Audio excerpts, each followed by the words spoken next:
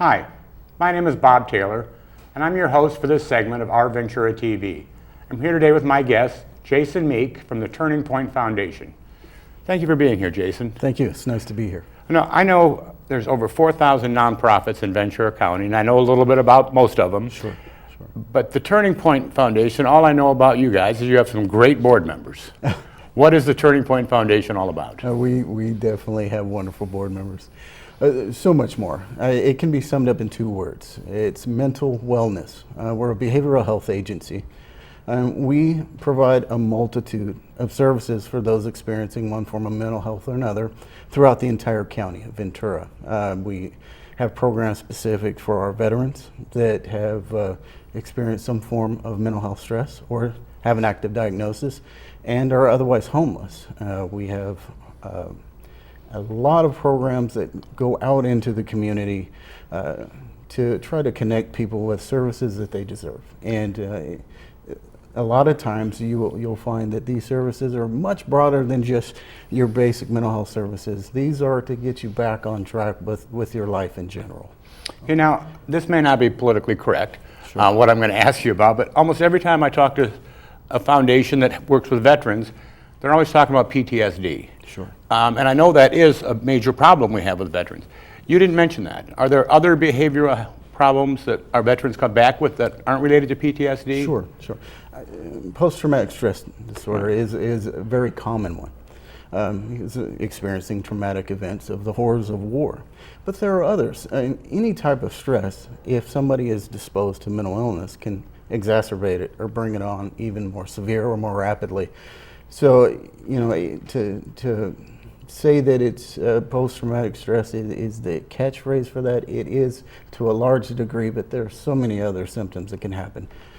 Coming back, having anxiety, major depressive disorder. These are very common byproducts of time in service. Right. Okay, now, so you mentioned you have programs for the vets, but it sounded to me like you're open to John Q. Public. Absolutely. So anybody can. Okay, now another question that comes to mind is how much, and you might not even have an answer for this, but how much of your stuff is situational as opposed to temporary mental problems as opposed to something that somebody has on a permanent basis? Oh, that's a very good question.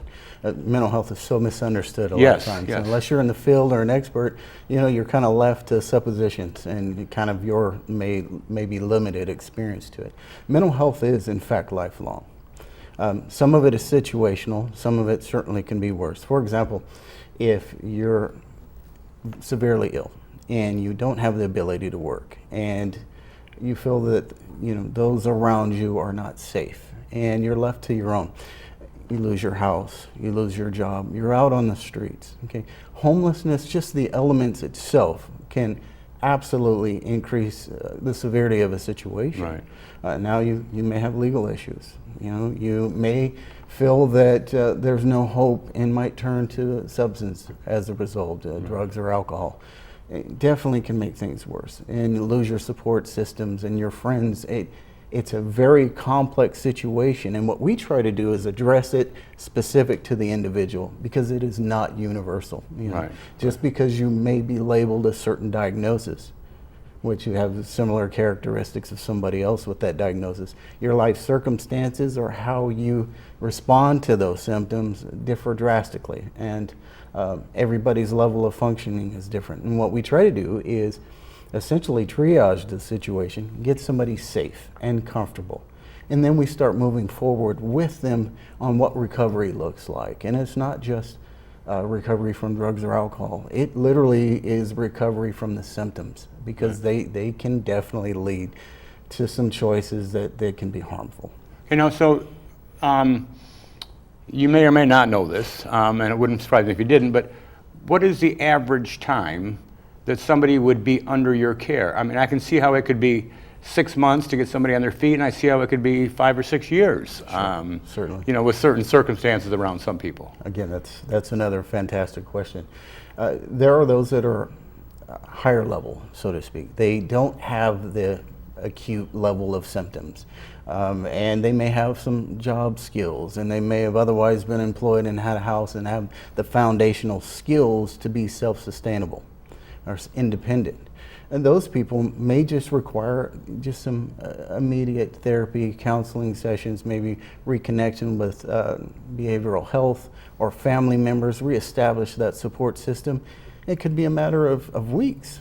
Absolutely. Get back on, if applicable, a medication regime that works for them and their symptoms, and back to work perhaps, back to their own place.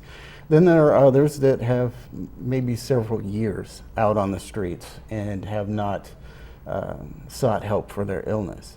And in the course of that, may have some legal issues, may have maybe evictions on their record. There could be tons of things that are roadblocks to getting them independent, self-sufficient again.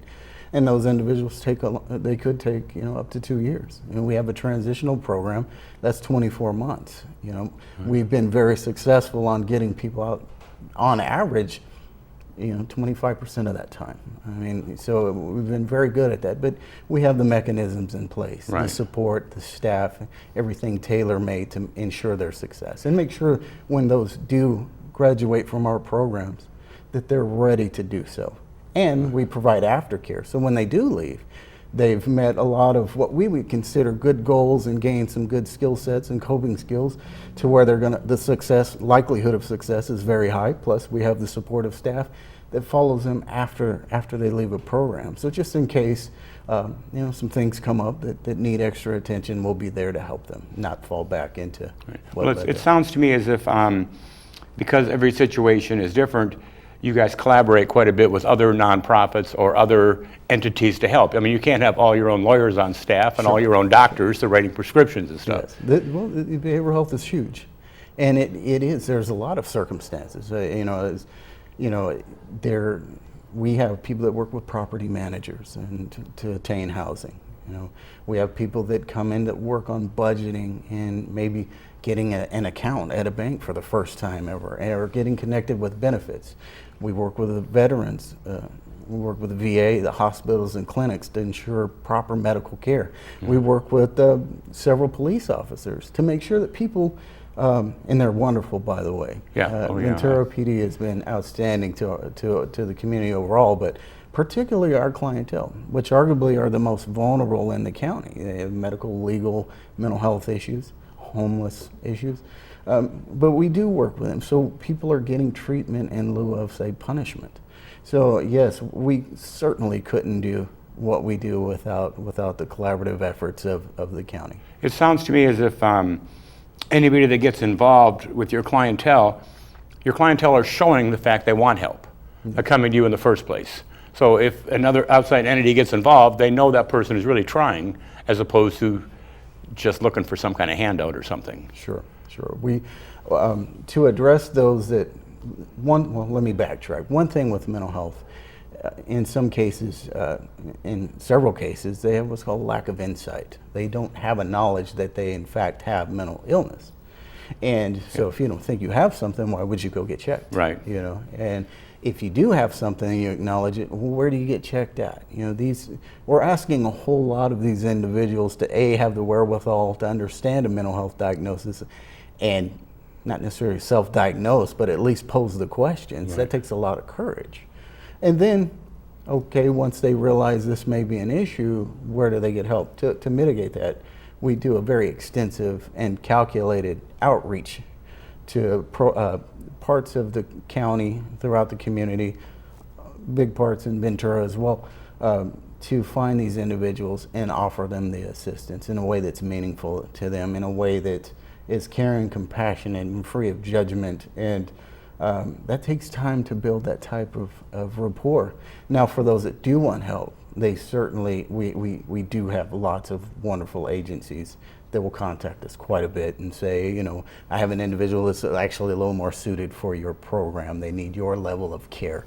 Right. And we do that in kind. Perhaps somebody comes in seeking help from us and they don't meet our criteria, but we certainly know who does, and we'll right. find that for us. So again, it's a nice synergistic partnership throughout the county. We're all pretty fortunate to be here. Well, with as many nonprofits as we have, over 4,000 in our little county, it's great to see ones that are collaborating with others. Absolutely. Too often there's one group that just thinks they do it better than somebody else, or those kind of things. And, right.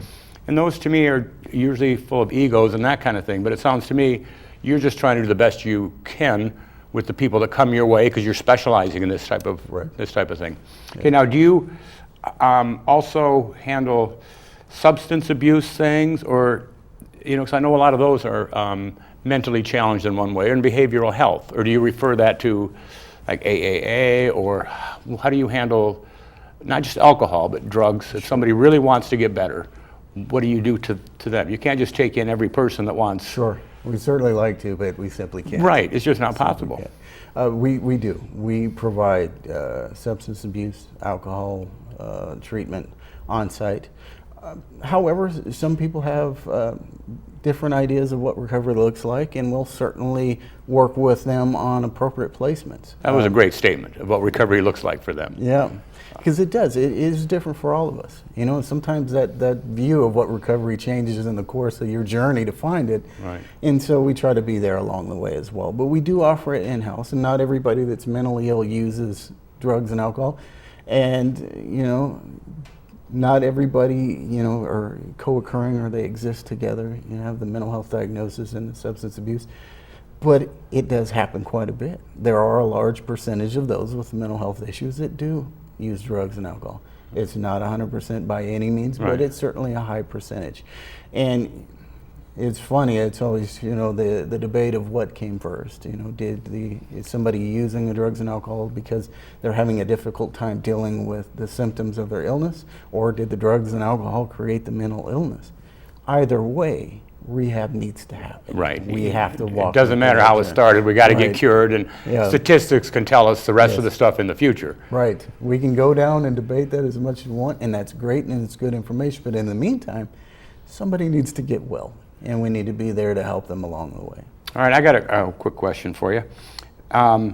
You guys do an awful lot. I do know you don't have a $5 million a year budget.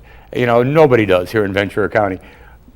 How many volunteers do you think it takes for your organization to do a good job, to do the job that you're doing?